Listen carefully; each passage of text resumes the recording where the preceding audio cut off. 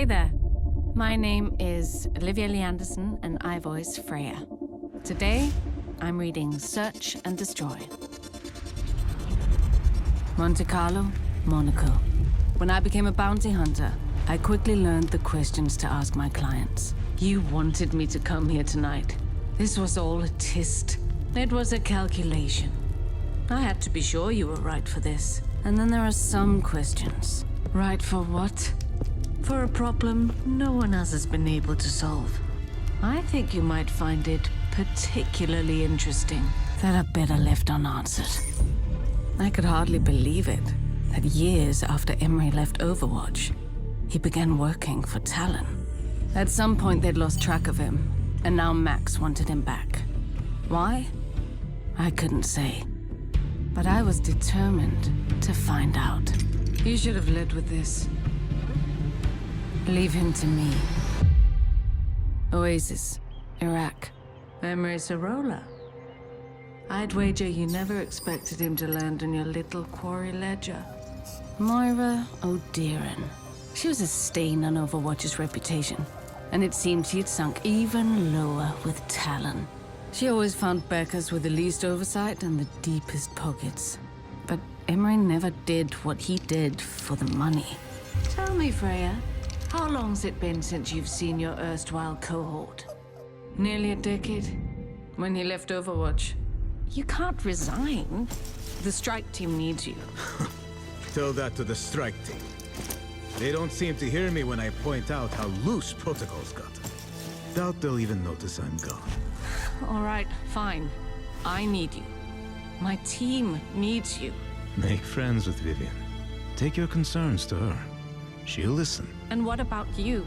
Will you be okay? Overwatch has been your life. I'll be fine. I've already gotten a few offers to consult on global security. Just promise me you won't let this place change who you are, Frey. Keep up the good fight. It's worth it. Interesting. Well, quite a lot can happen in a decade. Just look at us. Both gainfully employed by the very organization we once sought to destroy. This is just a job. I work for myself. Yes. Well, your semantic gymnastics aside, one must go where one's unique talents are appreciated. Funny though, how changed he was when he appeared on Talon's doorstep. When was that? A few years after his defection from Overwatch. He was rather choosy about the assignments he accepted. And he was cold, calculating, ruthless. I'd hired him to help me procure, shall we say, exotic materials hidden in a highly defended R&D facility in Berkala. Emery disappeared from the operation, leaving me to fight on my own. I assumed he'd been captured or killed. But when I made it to the objective, I found him there, waiting for me. And that became his modus operandi. Going dark during and between missions, only to suddenly reappear to ensure success.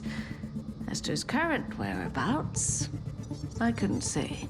But you goody two-shoes were rather chummy whilst serving together in Overwatch. Perhaps the clues you seek are buried in your own precious memories. Istanbul, Turkey. Emery and I were close, both professionally and personally. But I was hardly the only one who looked up to him. Whereas the other members of the vaunted Overwatch strike team seemed untouchable, superhuman even, Emery was different. He built relationships with the entire support staff, including those in search and rescue. In his native Turkey, he'd served in the special forces, remained close to his former squad mates and family. I'd made the trip myself once, during a break from our Overwatch duties. Everything's delicious, Mrs. Sorolla. Please, call me Zara. Any friend of Emery's is more than welcome in our home, especially one so pretty. Mom, please. I'd returned to Istanbul to see if his parents might know where I could find their beloved son. No such luck. None of this was like Emery. But then, if what Moira told me was true, maybe I never knew my friend at all.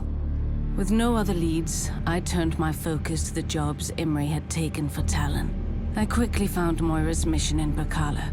She was after something for her genetics research, but the facility served other purposes. All my instincts screamed the other was important. But how? I met with Mauga, who had helped Emre infiltrate a black site in Guatemala. Bro was stone cold. Lots of killing, not a lot of talking. Kinda tanked the buzz, you know? Widowmaker had worked with Emre to destroy a weapons facility in Hungary. And Emre disappeared during the mission? Well, for a short while, he disabled his tracker. Reyes was my final stop. He'd fallen far since I'd known him in Overwatch. Whoever that was with me in Luanda, it wasn't Emre. What do you mean? The old Emre couldn't tie his boots without consulting the Red Manual. But on that ship, he was different. I'd come nearly full circle, and the story remained the same. Emre had become a cold-hearted killer. No remorse, no emotion, not even a clear pattern of motivation. It made no sense. What had happened to him? What was I missing? The terrible things I'd already learned about my lost friend were more than I ever wished to know. And yet, sadly, still not enough. Then, a break. I recognized one of the sites Emre had hit, and now Helix installation in Kinshasa. We'd visited before, in Overwatch. The jobs Emre had taken for Talon were at or near satellite command centers where global security was monitored, and where Overwatch was often debriefed. The strike team didn't exactly prioritize meetings with the support teams, but Emre did. While the information housed there was valuable, it wasn't what Talon wanted. And yet, every command center had been within striking distance of Emre's jobs for Talon. All but one. Security logs showed multiple minor breaches at the facility in recent days, as if someone was doing reconnaissance, readying for a strike. If I wanted to prove my theory, there was only one way to find out. Pilot, take me to Riyadh. Riyadh, Saudi Arabia. My instincts were right, but if Emre had done this, caused this carnage, could I do what needed to be done? What happened here? The soldier, like a demon. His eyes. Who? Emre. He was going to kill me. Emre, stop! After all the years we'd served together, all the shared memories. I just want to talk. The victories, the defeats. Please! My lost friend. All the time I'd spent wondering where he'd gone, only to find a monster. There he is! Fire! Kill it! In my business, there are questions you don't ask. No. Like why I'm being hired. I certainly didn't ask Mex that, much as I wanted to. And in that moment, I didn't have to. Finally, the terrible noise stopped. All around me. Chaos. No. Destruction. And then, in the smoke, a shape. Frey, is that you? Not a demon this time. Not a monster. Only Emre.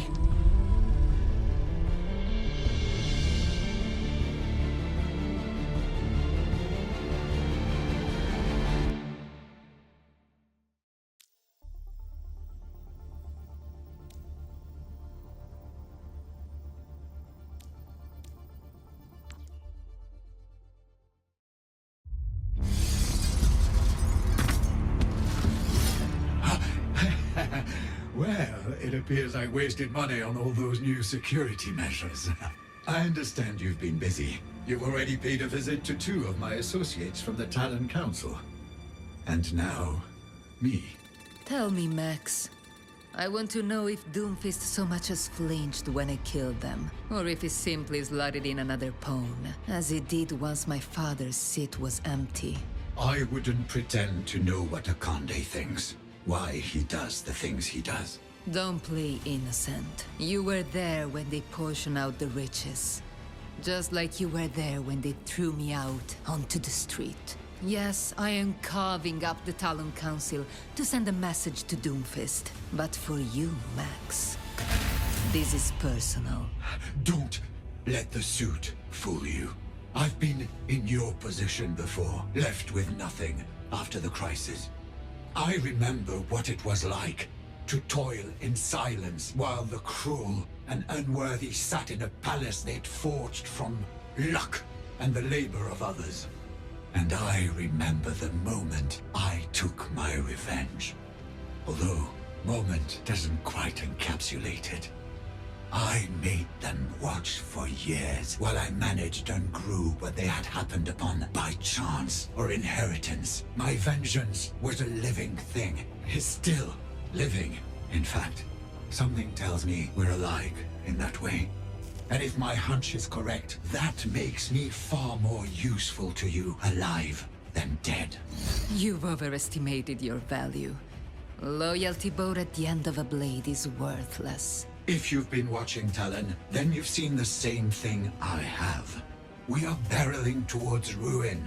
Akande's alliance with Null Sector and its fanatical leader was a disaster. You cannot think me so foolish, Max. You may have helped yourself to my inheritance, but my trust is not so easily won. Then maybe this will satisfy you. I see your taste for power, your desire to rebuild Talon with your own vision. The keys to bending every major player to your will are right here, on this chip. Weaknesses, leverage. Talon is less an organization these days than a collection of powerful individuals with selfish interests. If you assure them you can advance those interests, they will fall in line. The scientist Moira Odiran, she'll follow anyone who will fund her research into genetic modification. Anyone. Speaking of which, Annelie, the Widowmaker, she relies on a steady supply of drug formulations to maintain her skill and suppress bad memories. Vishkar will be more slippery, but their reputation is no longer as flawless as they'd like others to believe. They miss the days of the crisis when they were the shining heroes, rebuilding the world at a massive profit. As for the other agents at Talon's table, yes, Doomfist has his loyalists. Lieutenants he's won through strength or vision. But if we play our cards right, not all of them will follow him out the door. I could kill you now. Take the chip for myself. You could, but the information alone will only get you so far. You'll need other allies if you hope to stand against Doomfist. I can organize them for you. Tell me what you gain from this. I simply require a seat at your table, maintaining my current position, which I assure you will be to your benefit. Betray me, and I will run you through before you can utter a single word with that silver tongue. I will not allow you to jeopardize my plans. I'd say you've made your terms vividly clear. I look forward to building a new Talon by your side. We are not equals, Max. I have spared you, so you can serve me. Do not forget that. I wouldn't dream of it.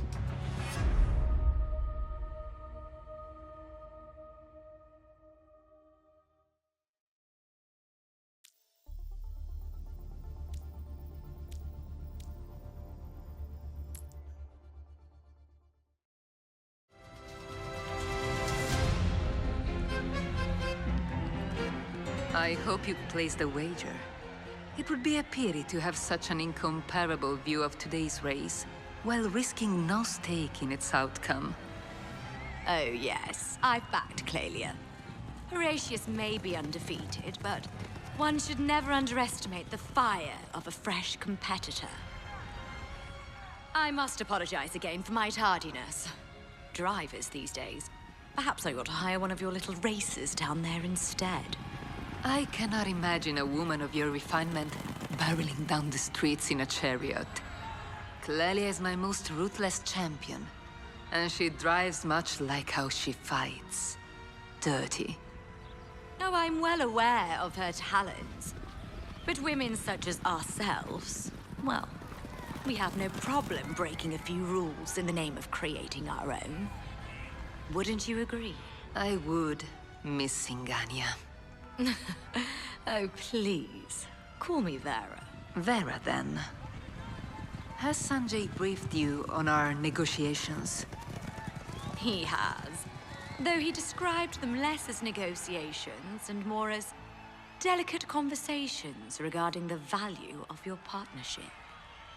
His proposal was an insult. For years, I've fought against the poor estimations of those around me. Those who failed to see my worth. I did not make it to the top by accepting scraps. My, you are a fiery one. I only hope you've come prepared with a more suitable offer. After all, Vishkar's shields would serve as a far better defense for your tattered reputation than they would for my fighters. I assure you, Vishkar's reputation is well managed. I'm not so certain it is. Your careless construction in Suravasa, inciting a popular uprising in Rio, trouble with a runaway architect, among other more unsavory matters. Your company is one failure away from a formal investigation. But a public connection to Talon, ooh, that would ruin you. Well, you've certainly done your research, haven't you? I have. What a rare pleasure to meet with someone of your caliber. With that sort of attention to detail, I imagine you've brought your own offer to the table. Vishkar's public image has suffered greatly.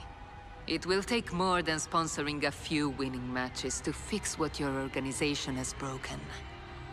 Just as I will require more of you, if we are to form a partnership. And what, pray tell, would you require of me?